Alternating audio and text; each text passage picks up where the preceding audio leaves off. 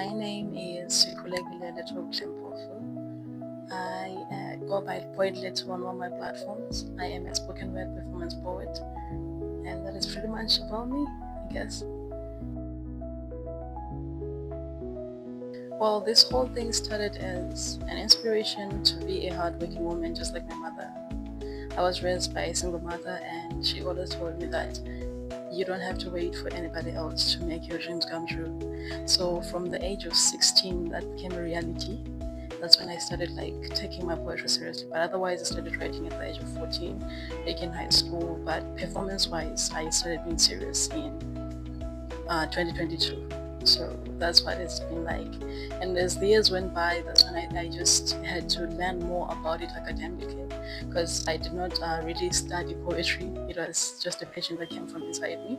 So as the years went by, like 2022, 2023, and now we're in 2025, that's when I had to delve into the academic side more, delve deeper into the art more, so that I can include advocacy and activism into it.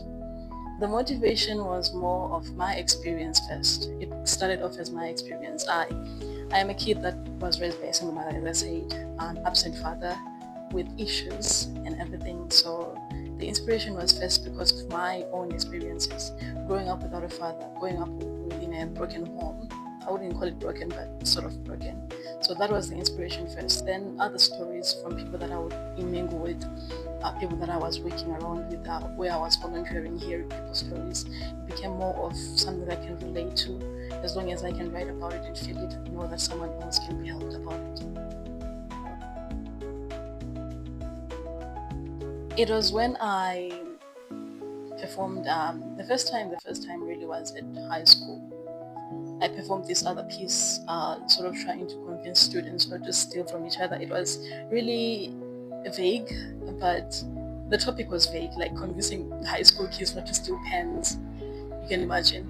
But it was when they told me that what you're saying is deeper than theft. Your poem not only talks about theft, it talks about life, it talks about choices, habits that do not grow back. So that's when I realized, okay, this is bigger than me. This is actually something that I can live on. Well, there's a plenty plus challenges that I've faced so far. I think one of the most dominant ones across maybe all artists is money. First, money. It's really hard to make money in the art industry, especially in poetry, because it's a seasonal thing. But the other challenge in advocacy side is fear, the issue of policies, the laws. You never know what truly is the restriction of our country and our laws in terms of what you can advocate for openly and what you can advocate for under the covers. So that's the one challenge I think I have faced. Because as much as I really want to learn more about the laws of Zimbabwe and advocate for people's rights more, I have to keep myself protected as well. So that's a side that has been really challenging.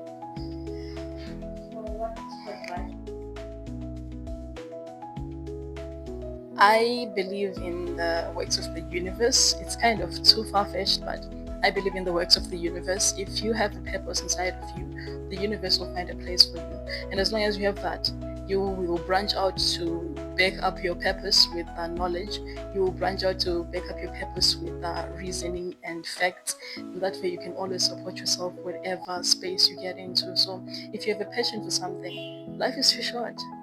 Go after it and make a difference out there. I really want to make history.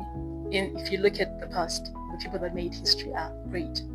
Not really like great as in superpowers and all that, but they had something in them that was fearless.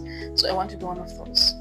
I can't describe it like in one word and in one act, but I want to make history there.